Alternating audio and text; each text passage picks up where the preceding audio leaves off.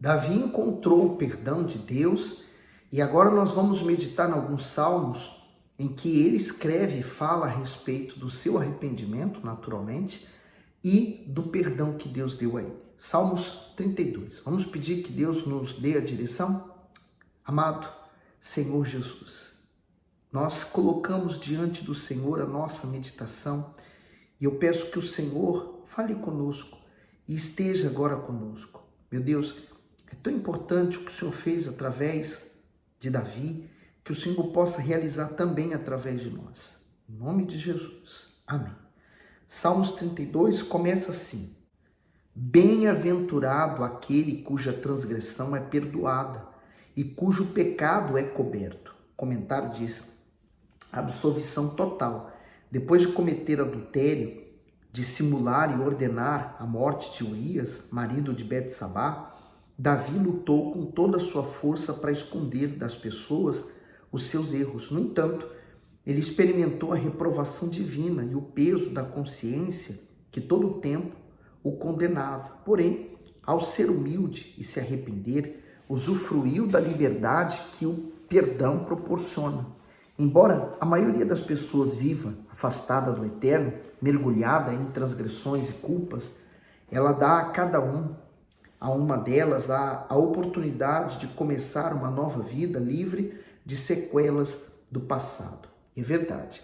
A pior coisa é você ter que esconder algo e você tem que mentir para esconder e continuar mentindo para continuar escondendo. Uma hora isso tudo vai acabar.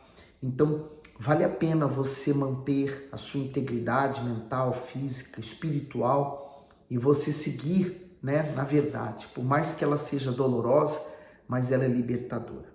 No 2, bem-aventurado o homem a quem o Senhor não imputa maldade e em cujo espírito não há engano. O comentário diz: a felicidade de Davi não estava no fato de ser rei, viver no palácio, ter regalias ou prestígio entre os povos, mas na sua reconciliação com o Altíssimo. Isso mostra que a pessoa pode ter tudo na vida e ainda assim não encontrar alegria, paz e tranquilidade. Alguns tentam se agarrar às suas conquistas e se esquecem de que nenhuma situação neste mundo é para sempre. Aliás, tudo na vida é efêmero e muda constantemente. A felicidade genuína está em todos os dias poder desfrutar de paz no Todo-Poderoso, que tem o poder de justificar e dar a vida, ou de julgar e condenar a morte eterna. Então, quando a sua alma, ela está salva, você encontra o bem de Deus, o tesouro de Deus, porque não existe paz que vem de fora e que proporciona uma paz constante. Só Deus pode proporcionar a paz para a alma, independente das lutas que estamos vivendo do lado de fora. 3. Quando eu guardei silêncio, envelheceram os meus ossos pelo meu bramido em todo o dia. Foi o erro, ele ter guardado o silêncio a respeito do que ele fez e não ter confessado, e buscado perdão. Porque se alguém fala o nome de Urias, imagine, aquilo é como uma espada entrando dentro dele, porque vem a lembrança de tudo que aconteceu. O 4. Porque de dia e de noite a tua mão pesava sobre mim, o meu humor se tornou em sequidão de estio. Confessei-te o meu pecado e a minha maldade não encobri, dizia eu. Confessarei ao Senhor as minhas transgressões e tu perdoaste a maldade do meu pecado. O comentário diz: pressão insuportável. Davi passava por momentos de grande aflição devido à culpa que sentia por seus pecados. Enquanto manteve segredos sobre eles, teve sua saúde física e espiritual abalada. Isso mostra o quanto confessar nossos erros é importante, mas confissão não é apenas reconhecimento, é também arrependimento e abandono definitivo da transgressão. Pessoas que conhecem a vontade divina e vivem no erro conscientemente correm o risco de ficar debilitadas em todos os sentidos. A única cura para o abatimento espiritual é o arrependimento sincero diante do Senhor. Eu acho isso tão forte, Porque quando nós confessamos, nos libertamos de fato e de verdade. quando há um verdadeiro arrependimento. No 6, por isso todo aquele que é santo orará a ti. Há tempo de te poder achar, até no transbordar de muitas águas estas não lhe chegarão. Interessante o tempo de poder achar, né? Porque pode ocorrer de você já não ter mais tempo e acabou, você morrer, por exemplo, uma morte súbita, né? A pessoa não tem tempo de se arrepender, de se voltar ao Senhor Jesus. Você não sabe se você vai ter tempo para se arrepender. Então, a hora de você se voltar para o Senhor Jesus é já. Então ele diz, tu és o lugar em que me escondo, tu me preservas da angústia, tu me cinges de alegres cantos de livramento. Instruir-te-ei, ensinar-te-ei o caminho que deves seguir. Guiar-te-ei com os meus olhos. Não sejais como o cavalo, nem como a mula, que não tem entendimento, cuja boca precisa de cabresto e freio para que não se cheguem a ti. O comentário diz obediência voluntária. Deus instrui amorosamente, pacientemente, como um pai que aconselha o filho inúmeras vezes na tentativa de impedir que ele sofra. Mas por ser obstinado em errar, este se coloca na condição de sofredor. O cavalo e a mula obedecem aos seus donos forçadamente, por causa do cabresco. No entanto, não é isso que o Altíssimo almeja ao ser humano. Ao contrário, a obediência que ele deseja é espontânea e praticada com prazer e alegria. Por isso que a pessoa que ela é guiada por outra, mais cedo ou mais tarde isso vai dar problema. Mas a pessoa que ela é convencida pelo Espírito Santo, então verdadeiramente há uma transformação naquela pessoa, né? E aqui o exemplo é muito bom. No 10, o ímpio tem muitas dores, mas aquele que confia no Senhor, a misericórdia o cercará. Alegrai-vos no Senhor e regozijai-vos, vós os justos, e cantai alegremente todos vós que sois retos de coração. Por isso, a sua ação voluntária de querer agradar a Deus, verdadeiramente vai fazer Deus honrar você. Salmos 51, Bispo Macedo começa com um comentário. A repreensão e o arrependimento. Embora Davi continuasse sua prática religiosa normal, após ter cometido o pecado, ele estava dominado pela insensibilidade. No entanto, mesmo vivendo em uma condição de esfriamento espiritual, o Altíssimo não desistiu de despertar sua consciência dormente. Assim enviou o profeta Natã para confrontar o seu erro e chamá-lo ao arrependimento. Deus age da mesma forma com aqueles que se encontram caídos hoje. Ninguém viverá sobre o jugo do pecado se, como Davi, aceitar a repreensão e se consertar. Então, agora nós vamos ver o que aconteceu na parte de Davi, né? Então, esse Salmo 51 vai falar muito a respeito dele com Deus e qual foi a atitude que ele tomou. Começa assim: tem misericórdia de mim, ó Deus, segundo a tua benignidade.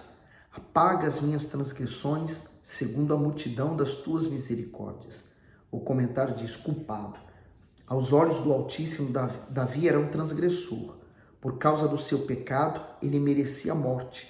Mas a sua confissão e o seu arrependimento atraíram a benignidade, o perdão e a vida que vem de Deus. Lava-me completamente da minha iniquidade e purifica-me do meu pecado. O comentário diz: a humildade é a grandeza da fé. Reconhecer os pecados é o primeiro passo que a pessoa deve dar para encontrar o perdão divino. Davi foi humilde para reconhecer seus erros e também sincero ao confessá-los a Deus. Ele venceu a vergonha, o medo de cair em descrédito com o povo e o desprezo para então voltar a ter aliança com o Senhor. Davi sentia a alma imunda e queria a limpeza proporcionada pela remissão das transgressões. Quem está no pecado é afetado por manchas na alma que só poderão ser apagadas mediante o genuíno arrependimento. E por isso que quando, por pior que seja o passado da pessoa, por pior que tenha sido ela no seu passado, quando há um arrependimento, né, a confissão dele, então o Senhor Jesus lava-nos com o seu sangue. Então nos tornamos mais alvos do que a neve. E aí vem o perdão. E aí eu vou falar dessa forma, né? Você sente o alívio, né, daquela carga do passado. Aquela velha criatura morre. E a palavra de Deus que você ouviu, a palavra do Evangelho de Cristo, que ele morreu e ressuscitou ao terceiro dia e está vivo, essa palavra de Jesus, ela faz nascer uma nova criatura em você. Assim como o Senhor Jesus morreu, nós também morremos através do batismo nas águas. E aí nós nascemos uma nova criatura, como ele recebeu um novo corpo glorificado, nós também recebemos, o nosso homem interior passa a ser uma nova criatura. E aí vem a novidade de vida. Por isso que você encontra pessoas que antes foram ladrões, prostitutas, pessoas que tiveram uma vida completamente errada, mas que ao se converterem, elas mudaram completamente de vida. Porque eu conheço as minhas transgressões e o meu pecado está sempre diante de mim. O comentário diz assim: assumiu a responsabilidade. Outra evidência marcante do arrependimento de Davi foi o fato de ele não tentar diminuir o seu erro culpando os outros. Isso mostra que quem realmente está arrependido não perde tempo dando desculpas esfarrapadas, mas toma providência para alcançar o perdão e mudar.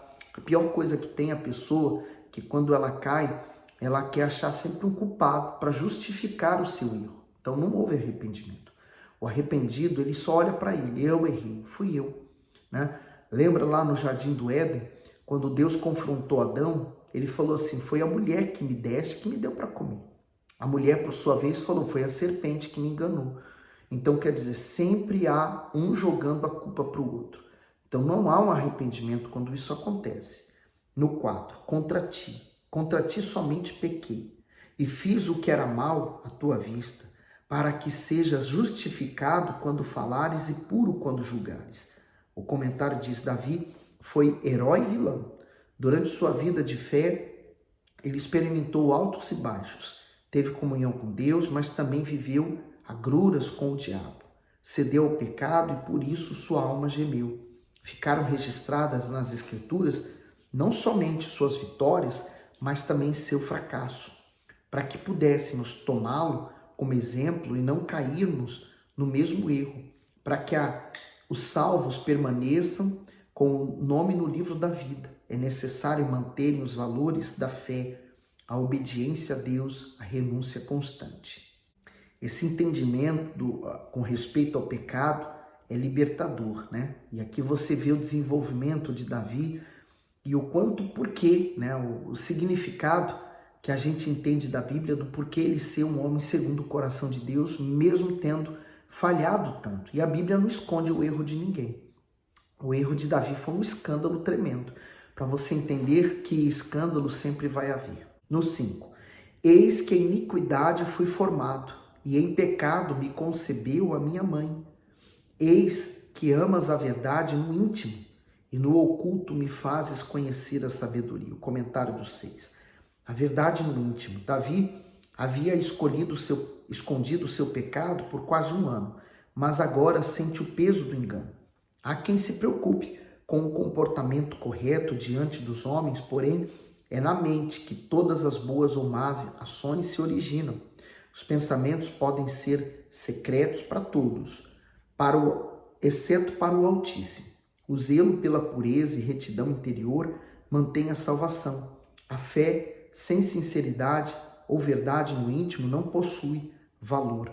Então, assim também, lembra, na escolha de Davi foi exatamente assim. Quando o profeta chegou para consagrar um dos filhos de Jessé, né, o pai de Davi, a rei, então ele pensou que fosse o primeiro filho deles, mas não era. Ele viu todos os filhos e nenhum deles. Deus falou assim: a esses eu rejeitei. E quando Davi chegou, ele falou assim: é este. Por quê? Porque Deus vê o que o homem não está vendo. Nós só conseguimos ver o exterior, né? E no exterior nós podemos enganar qualquer pessoa, mas no interior Deus consegue ver-nos por dentro. Então, a Deus ninguém engana. E aí continua no 7. Purifica-me com ísopo e ficarei puro. Lava-me e ficarei mais branco do que a neve. Faze-me ouvir júbilo e alegria, para que gozem os ossos que tu quebrastes. Esconde a tua face dos meus pecados e apaga todas as minhas iniquidades. Cria em mim, ó Deus, um coração puro e renova em mim um espírito reto. Olha, Deus, ele lança no mar do esquecimento os nossos pecados, você sabia? Por isso que lá no livro de Apocalipse ele fala de livros e do julgamento. Enquanto a pessoa não arrepende-se, então toda a vida dela está sendo escrita em livros, que um dia vai ser aberto e vai narrar a história da vida dela, vai contar exatamente quem ela foi. Infelizmente, há muitas pessoas que nesse dia vão ser pegas de surpresa.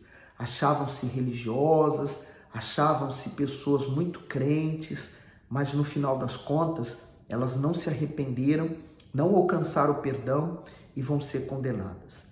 Mas aqueles que talvez levaram uma vida tão errada, tão destruída, mas se arrependeram verdadeiramente, buscaram Jesus com fé, tiveram seu coração lavado, seus livros lançados no mar do esquecimento. Para Deus o passado delas já não interessa mais. Então, Davi pede, cria, Senhor, em mim um coração puro. Quem faz isso em nós é a palavra que nos liberta. Então, a palavra de Deus faz gerar dentro de nós uma nova criatura, lavada, remida pelo sangue do Senhor Jesus e também regenerada. Olha o 11. Não me lances fora da tua presença e não retires de mim o teu Espírito Santo. Torna a dar-me a alegria da tua salvação. Sustém-me com um espírito voluntário. O comentário do 11 e 12. Ao esconder suas iniquidades, Davi se distanciou da presença de Deus e perdeu a alegria da salvação. Era isso que o torturava. Ele não pediu que o Senhor poupasse o reino dele, sim, para não ser lançado fora da sua presença. Isto é, Davi não estava preocupado em perder a coroa de rei, mas a coroa da salvação. Quando disse para Deus não retirar dele o Espírito Santo, deixou claro que não poderia viver sem ele, pois era a sua maior riqueza. Então, ele poderia falar assim, não lances fora da tua presença e não retires de mim o trono de Israel. Mas o trono é passageiro, o Espírito Santo é eterno. Entendeu? Aonde Davi não errou, aonde Saul, o antigo rei, errou, porque ele não queria perder o trono. Ele lutou pelo trono com unhas e dentes. Ele queria, aquela posição e também queria dar para o seu filho. Davi não se preocupou e nem queria saber de nada disso. Ele falou, Senhor, não retires de mim o teu espírito, e restitui a alegria da salvação. Não tem alegria maior do que essa. Você pode casar, o dia do seu casamento pode ser o dia mais feliz da sua vida. Só que essa felicidade vai passar e essa felicidade não vai sustentar você nos dias das brigas, dos confrontos, dos problemas. Você pode ter tido filhos e no nascimento dos seus filhos ter sido o dia mais feliz da sua vida. Mas eles crescem, talvez vão te dar dor de cabeça e aquela felicidade do nascimento deles já vai ficar embotado pelo passado. Você nem sequer vai lembrar mais. Por isso, minha amiga, meu amigo, você quer um conselho? Busque o Espírito Santo. Ele é a alegria plena dentro do ser humano e você não depende de marido, de filho, de trabalho, de dinheiro, de posição, de condição nenhuma humana para te fazer feliz. Você já será feliz. E aí ele diz, então ensinarei aos transgressores os teus caminhos e os pecadores a ti se converterão. O comentário diz, compartilhar a experiência. O salmista se propõe a ensinar outros transgressores a retornarem ao caminho da fé, mas faria isso somente após receber o perdão e restauração. É exatamente isso que a história de Davi faz até hoje, isto é, todas as vezes que o pecado dele e suas consequências são mencionadas, o justo tem o temor despertado. E quando o seu arrependimento e o seu perdão são destacados, os caídos recebem chance de renovo. A experiência de Davi ensina que somente aqueles que realmente conhecem o Altíssimo e o seu caminho estão aptos a influenciar os outros. Isso significa que, para ensinar sobre os preceitos eternos, não basta ter aptidão. É preciso ter fidelidade e um coração temente a Deus. Por isso que a Bíblia nos ensina, tudo que ela nos transmite está nos ensinando a viver nessa vida. Eu costumo chamar a Bíblia do manual da vida e que muita gente ignora ler. 14. Livra-me dos crimes de sangue, ó Deus, Deus da minha salvação, e a minha língua louvará altamente a tua justiça. O comentário do 14 diz o preço da cobiça. Davi tinha consciência de que o adultério era uma transgressão, mas permitiu que o desejo aguçado por seus olhos se transformasse em cobiça. No entanto, ceder àquele desejo para ter prazer imediato rendeu a ele o maior problema da sua vida. E na tentativa de remover os vestígios do seu pecado, desagradou o Altíssimo ainda mais. Mandou matar o marido temente e fiel da mulher com quem pecou. A santidade e a pureza de Urias eram preciosas aos olhos de Deus. Por isso Davi sabia que o sangue inocente sujava as suas mãos. A vida do salmista é uma prova de que fazer escolhas sem pensar nas consequências acarreta sofrimento e dor, além de uma mancha na própria história. Que forte! Muito, mas muito forte para mim, porque nos ensina a viver realmente, pensar antes de cometer qualquer coisa, né? Olha o 15. Abre, Senhor, os meus lábios e a minha boca entoará o teu louvor, pois não desejas sacrifícios, senão eu daria. Tu não te deleitas em holocaustos. Diferente, por exemplo, de Saul, que quando Deus mandou ele eliminar um povo e o rei e tudo, os animais e tudo, não ficar com nada, o Saul poupou o rei, poupou muitas coisas, os animais, com a desculpa de que aqueles animais ele iria sacrificar para Deus. E Deus falou que ele se agradava mais da obediência do que de sacrifício de animais. E aqui ele fala, pois não deseja sacrifícios, senão eu daria, tu não te deleitas em holocaustos. Mas o que ele se agrada?